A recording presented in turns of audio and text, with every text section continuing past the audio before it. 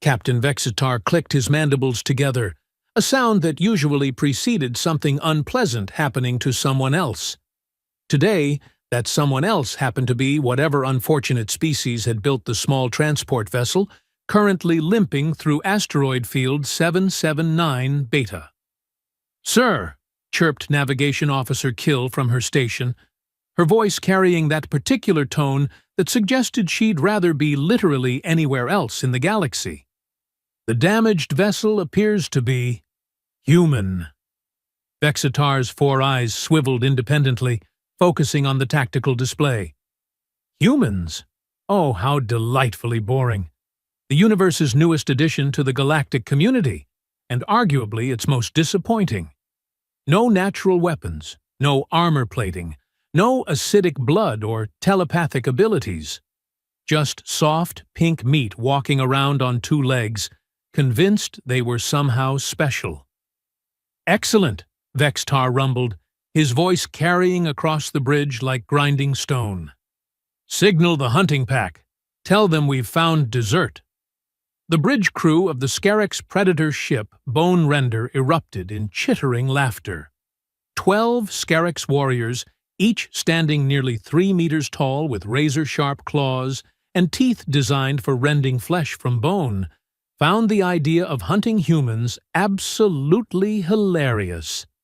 It wasn't really hunting after all, more like grocery shopping. "Sir," Kill continued, her voice wavering slightly, "long-range sensors indicate the human vessel contains only 2 life forms.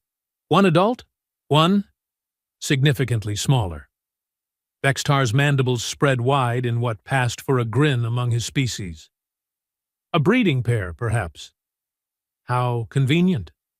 The younger ones are always more tender." Weapons Officer Krex slammed a massive fist onto his console, causing several smaller crew members to jump. "Finally! I was getting tired of hunting those Altarian merchants. They barely put up a fight, and their meat tastes like recycled atmosphere." Now, Krex," Vexitar chided, though his tone suggested he was thoroughly enjoying himself. "Where's your sense of sport? Sometimes the best meals are the ones that don't see you coming." The human transport ship, designation Lucky Break, according to their somewhat optimistic hull markings, continued its desperate flight through the asteroid field. Smoke trailing from its port engine, it weaved between floating rocks with all the grace of a dying fish. Vexitar had to admire their tenacity, even if it was ultimately pointless. "Tactical assessment," he ordered. Junior Officer Zix pulled up holographic displays, his 6 arms working frantically across multiple interfaces. "Human transport, Meridian-class civilian vessel, light shielding, no weapon systems detected. Current trajectory suggests they're attempting to reach the inner system beacon. And their chances of success? Approximately 0.003%, sir. Their engine will fail within the next standard hour." Vexitar nodded, approvingly. "Excellent odds. I do so enjoy certainty in my hunting expeditions." The truth was, Scarix had been hunting humans for sport across this sector for the better part of 2 standard years. The creatures were laughably easy prey. No claws, no fangs, no poison sacs or natural armor. They couldn't even see properly in most light spectrums. The galaxy's most overrated species, in Vexitar's professional opinion. "Sir," Kill announced, "we're receiving a distress signal from the human vessel." "Oh, how precious," Vexitar mused. "Put it through. I could use some entertainment before the main course." The bridge speakers crackled to life, and a female human voice filled the air. The universal translator struggled slightly with the emotional undertones, but the message was clear enough. "This is Captain Zara Blackthorne of the transport vessel Lucky Break. We are experiencing critical engine failure and request immediate assistance. We have a child aboard. I repeat, we have a child aboard." The bridge fell silent for a moment, before erupting in another wave of chittering laughter. "A child!" Krex wheezed between chuckles. "Oh, this keeps getting better." Vexitar raised one clawed hand for silence. "Open a response channel." He cleared his throat with a sound like grinding metal. "Captain Blackthorn, this is Captain Vexitar of the Scarix vessel Bone Render. We've received your distress call and are delighted to offer our assistance." "Thank the stars," came the relieved response. "We're transmitting our coordinates now. Our engine is failing fast." "Yes," Vexitar replied smoothly. "I can see that. Don't worry, Captain. We'll be with you very shortly." He cut the transmission and turned to his crew. "Begin the approach. Standard hunting formation. I want them alive when we board." "Sir," Kill ventured carefully, "what about galactic law? Attacking civilian vessels is technically—" "Technically what? Navigation officer?" Vexitar's voice dropped to a dangerous whisper. "Technically illegal? Technically wrong? Tell me, Chill, who exactly is going to report us? The humans?" The bridge crew erupted in laughter again. The joke never got old. Humans were so new to galactic civilization that most species barely acknowledged their existence. Who would believe their word against a Scarix hunting pack? "Helm, bring us alongside their vessel. Krex, prepare boarding parties. I want a full capture, not a kill. Living prey is so much more interactive." The Lucky Break continued its futile flight as the Bone Render closed distance. Through the massive view screen, Vexitar could see the human vessel more clearly now. Burn marks across its hull told the story of their recent encounter with pirates, though they'd apparently managed to escape that particular fate. Unfortunately for them, they'd only delayed the inevitable. "Sir," Zix called out, "I'm detecting an unusual energy signature from the human vessel. It's difficult to classify." Vexitar's attention sharpened. "Unusual how?" "The readings are unlike anything in our database. It's almost like biological energy, but amplified somehow. Very faint, but definitely there." "Hidden weapons system?" "Negative, sir. The signature is too organic. Almost like a life form, but the energy output is concerning." Vexitar waved dismissively. "Probably just their primitive life support systems malfunctioning. Humans are notorious for their shoddy engineering." The Bone Render drew closer, its predatory bulk dwarfing the small transport ship. Vexitar could almost taste victory. 2 more humans for the collection, and if the smaller one was indeed a juvenile, well, the markets on Vorthan Prime paid exceptionally well for young specimens. "Prepare magnetic clamps," he ordered. "And Krex, make sure your teams understand. I want them breathing when we take them aboard." "Understood, sir," Krex rumbled, his massive frame already heading toward the airlock. But as the Bone Render extended its docking tube toward the Lucky Break, none of the Scarix crew noticed the faint biological energy signature that Zix had detected beginning to spike. Somewhere deep in the human vessel, something was stirring. Something that had been content to sleep peacefully through the long journey until the sound of predators had reached its sensitive ears. In the transport ship's small cargo hold, curled up next to a 10-year-old human girl named Mira Solis, something opened one dark, intelligent eye. The Scarix were about to learn that humans, despite their apparent harmlessness, had one particular talent that made them truly dangerous.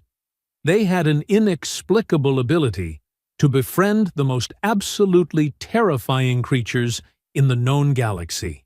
And Mira's best friend had just woken up from his nap.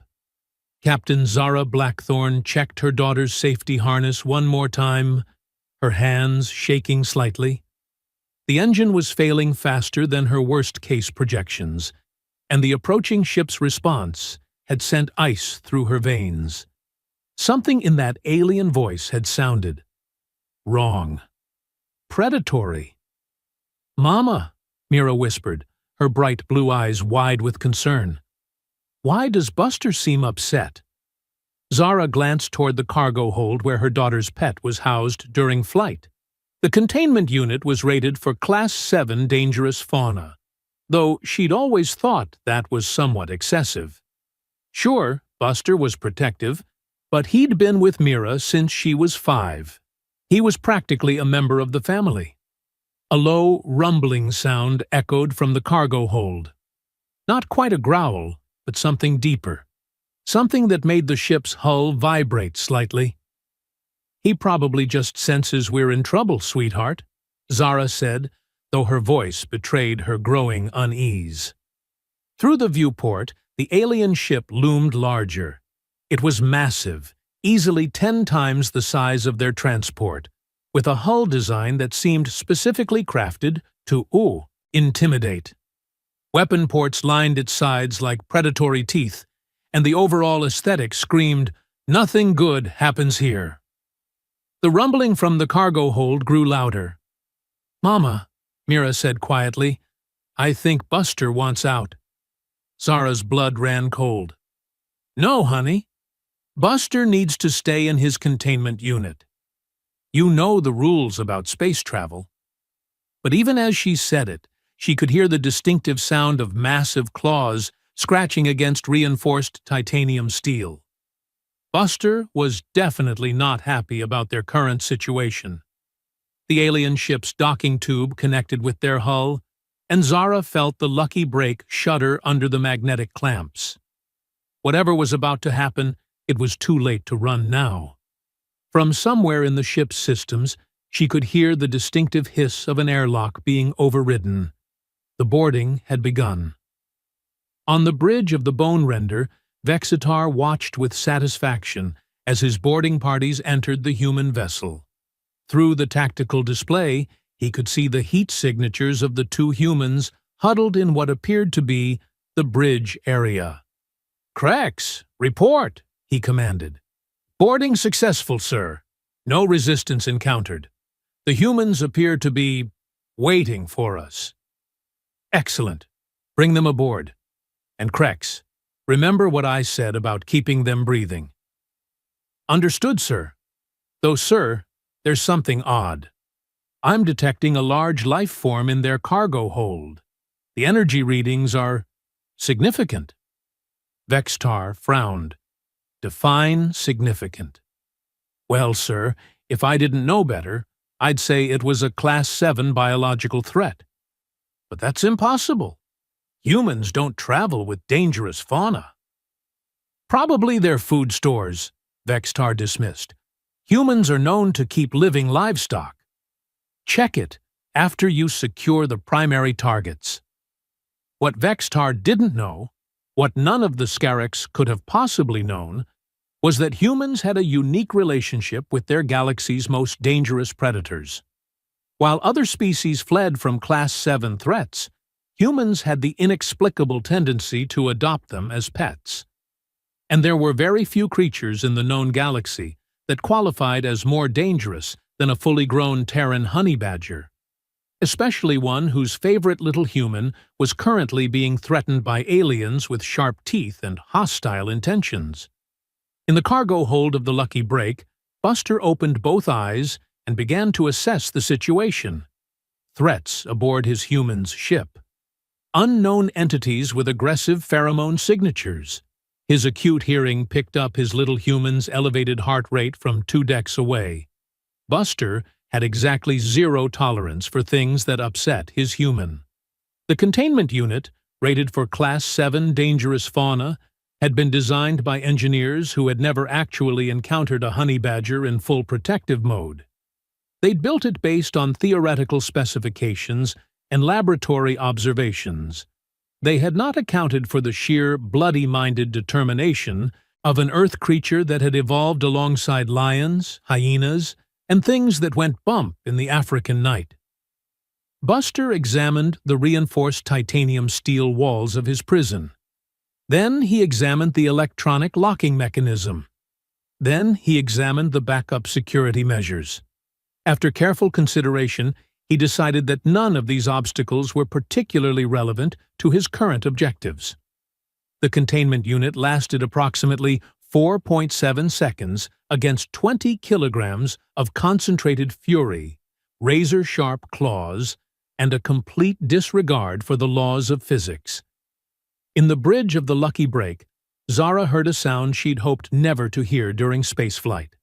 The distinctive screech of tearing metal, followed immediately by the ship's computer announcing in its maddeningly calm voice, "Containment breach detected in cargo hold 7.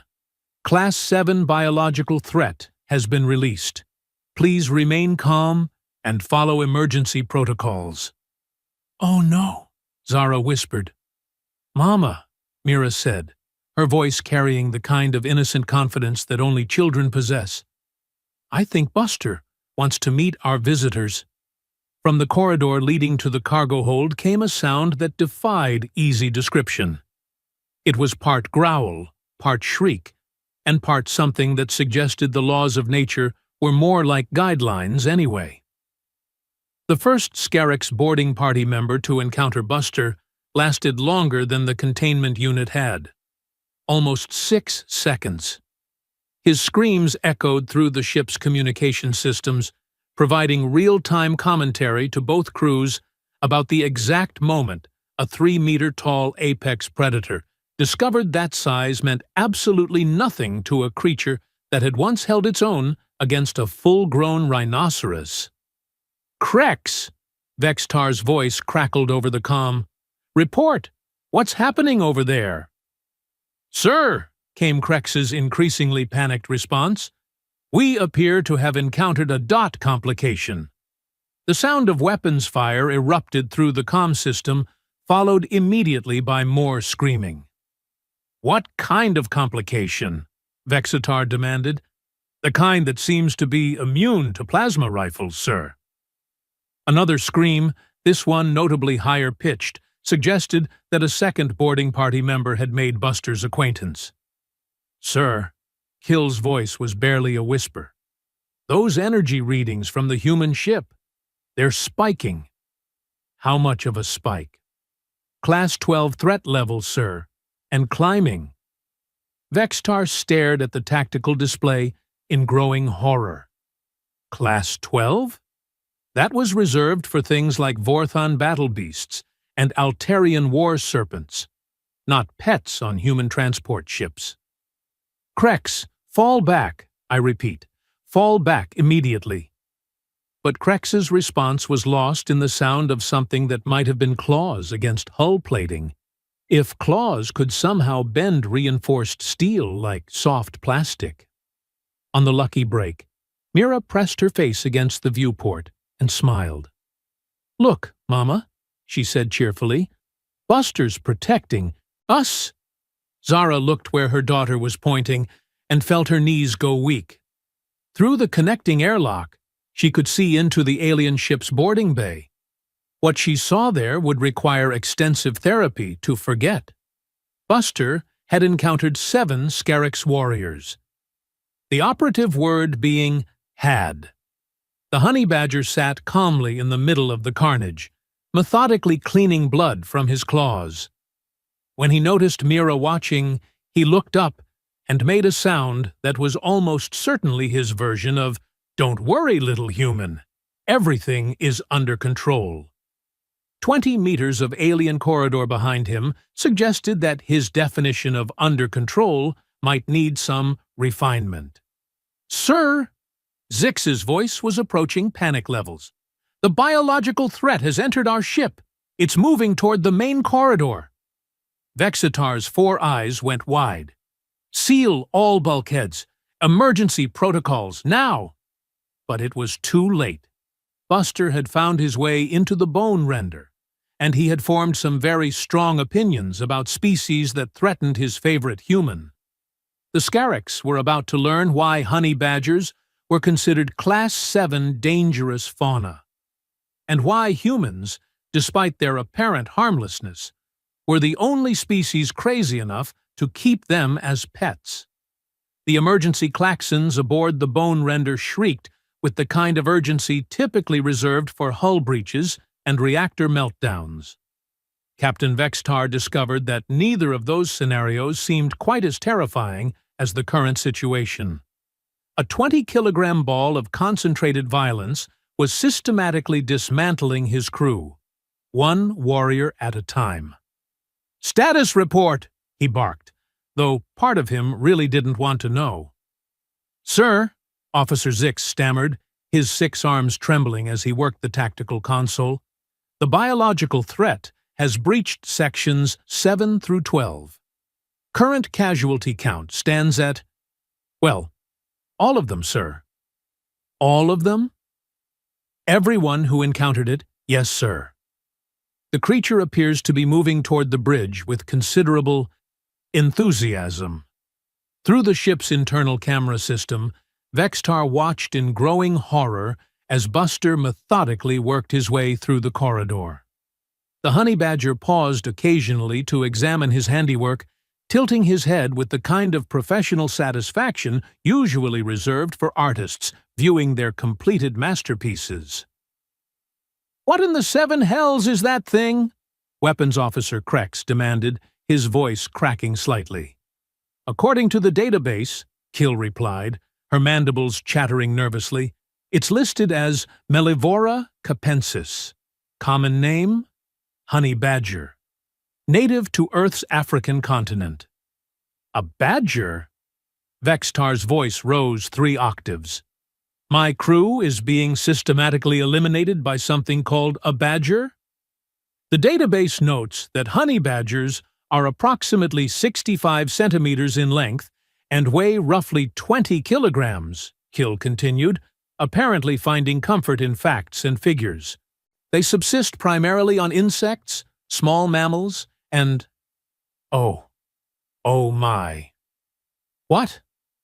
The dietary notes continue. "They also hunt venomous snakes, raid beehives defended by thousands of stinging insects, and have been observed successfully attacking creatures 20 times their size." The behavioral assessment reads, and I quote, "Honey badgers possess an almost supernatural indifference to pain, injury, and death. They do not retreat. They do not surrender. They do not negotiate." A new sound echoed through the ship's corridors.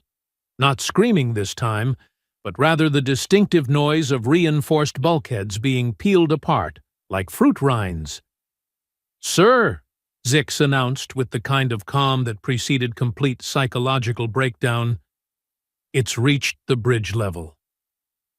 Vexitar stared at his crew, each of whom was doing their best impression of someone who desperately wanted to be anywhere else in the galaxy. "Seal the bridge.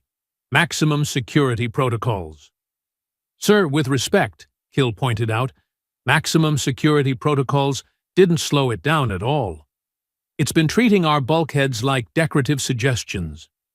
The scratching sounds grew closer, accompanied by what could only be described as the honey badger equivalent of humming. Buster was apparently enjoying his work.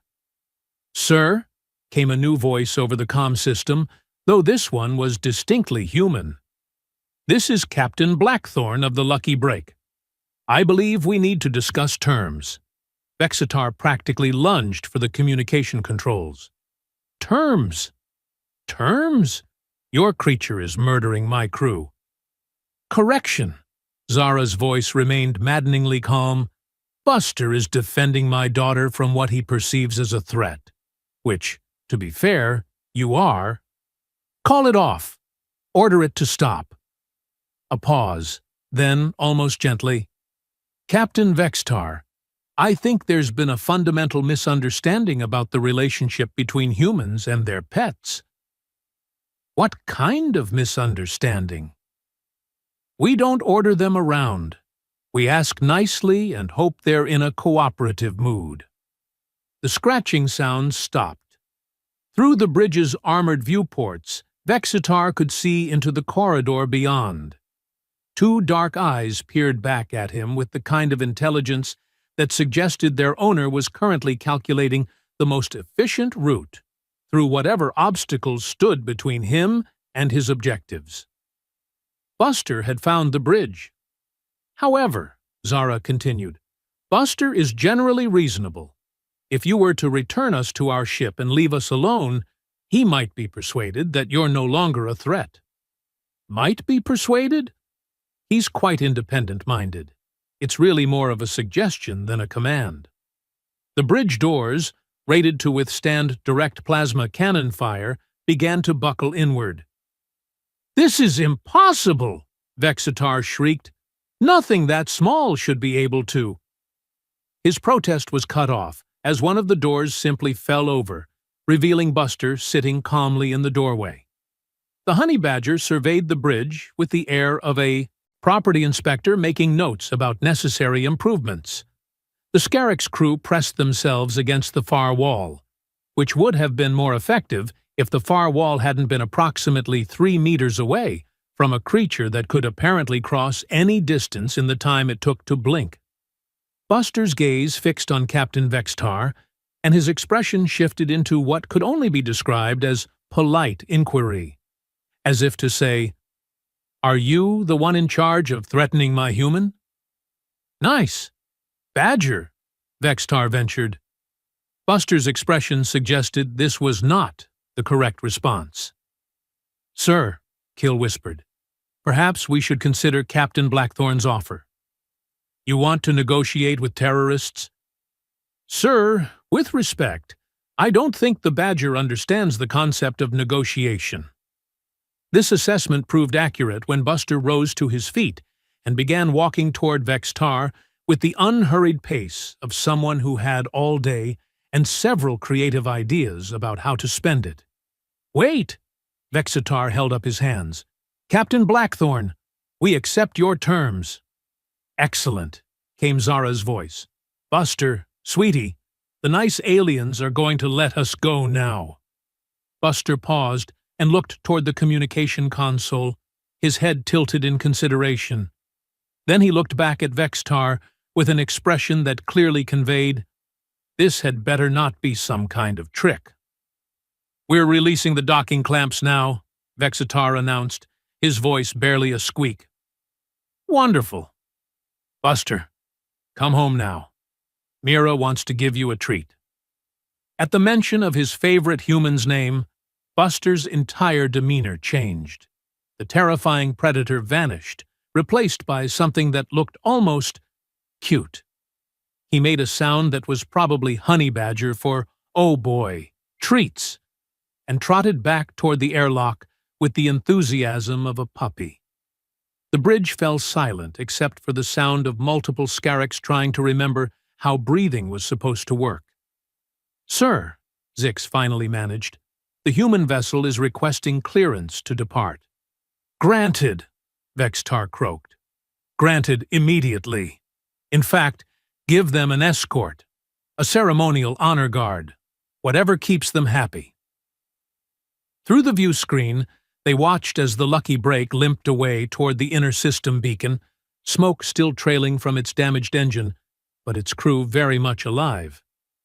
"Sir," Kill ventured carefully, "what do we tell Command about this?" Vexitar considered the question. How did one explain that a single human child's pet had single-handedly decimated a Scarix hunting pack? How did one convey that the galaxy's supposedly harmless newcomers traveled with creatures that treated 3-meter-tall apex predators like minor inconveniences? "We tell them nothing," he decided finally. "We report engine trouble, a minor technical malfunction that required extended repairs." "And the crew casualties?" "Training accident. Very unfortunate. These things happen." The bridge crew nodded in understanding. Sometimes the truth was too absurd for official reports. "Sir," Krex spoke up, his voice still shaking slightly, "what about future human encounters? The hunting packs have been targeting them across 3 sectors." Vexitar thought about this carefully, about honey badgers and their apparent indifference to the natural order of the universe. about the casual way the human mother had discussed her daughter's pet, as if 20 kilograms of concentrated fury was perfectly normal cargo for a family transport. "Send a message to all Scarix vessels," he ordered. "Humans are to be avoided. Complete prohibition on engagement." "Sir? But the hunting regulations clearly state—" "The hunting regulations," Vexitar interrupted, "did not account for the possibility that prey species might travel with Class 12 biological threats as family pets." He paused, staring out at the stars where the lucky break had vanished. "Besides," he added quietly, "I have a suspicion that honey badgers aren't the worst thing humans keep as pets." Meanwhile, aboard the lucky break, Mira was giving Buster his promised treat, while Zara worked frantically to keep their damaged engines running long enough to reach the next station. "Mama," Mira said, as she scratched behind Buster's ears, "why were those aliens so scared of Buster? He's not scary." Zara glanced at her daughter, then at the honey badger who was currently purring like a furry chainsaw and looking about as threatening as a stuffed animal. "Well, sweetheart, I think they just didn't understand that Buster's a good boy." "The best boy," Mira agreed, hugging her pet. "Aren't you, Buster?" Buster made a contented rumbling sound and settled down for a nap. Protecting his human was exhausting work, but somebody had to do it. 3 sectors away, word began to spread through the galactic underworld. Whispered warnings in spaceport bars and transmitted through encrypted criminal networks. A new rule, adopted with surprising speed and universal acceptance: don't mess with humans. Ever. It wasn't that humans were particularly dangerous, the warnings explained. Individually, they remained as harmless as ever. But they had this peculiar habit of making friends with the most absolutely terrifying creatures in the known galaxy. And those friends had very strong opinions about people who threatened their humans. The Galactic Council's Xenobiology Department began receiving urgent requests for updated threat assessments on various Earth species. Words like dog, cat, and goose started appearing on watch lists alongside traditional biological hazards. When researchers discovered that humans had also domesticated creatures called bears in some regions, the Council seriously considered upgrading humanity's threat classification. When they learned about human relationships with creatures called dolphins and octopuses, several species began lobbying for immediate quarantine protocols around the Sol system. And when some unfortunate intern made the mistake of looking up something called a Canadian goose, the Galactic Biological Threat Assessment Division had to take a collective sick day. But none of that was Mira's concern. She was just a 10-year-old girl with her pet honey badger, traveling the galaxy and making friends wherever they went, whether those friends wanted to be made or not. 6 months later, Captain Vexitar received a report from Deep Space monitors. A human diplomatic vessel had been spotted in the Outer Rim, escorted by what appeared to be a small flotilla of various species ships. The formation was peaceful, celebratory even. The report noted that the human vessel was broadcasting a simple message on all frequencies. Mira Solis, Galactic Peace Ambassador, aboard the transport Good Boy, traveling with full diplomatic immunity and her emotional support Honey Badger. Vexitar deleted the report without reading the rest. Some things were better left unknown. In the depths of space, aboard a ship with the most optimistic name in the galaxy, a little girl and her best friend continued their journey among the stars. Behind them, they left a trail of species who had learned an important lesson about assumptions, underestimation, and the incredible danger of threatening something a human child considered family. The galaxy was a large place, full of wonders and terrors beyond imagination, but it had never encountered anything quite like the friendship between a human child and her honey badger. And frankly, it wasn't entirely sure it was ready for what came next.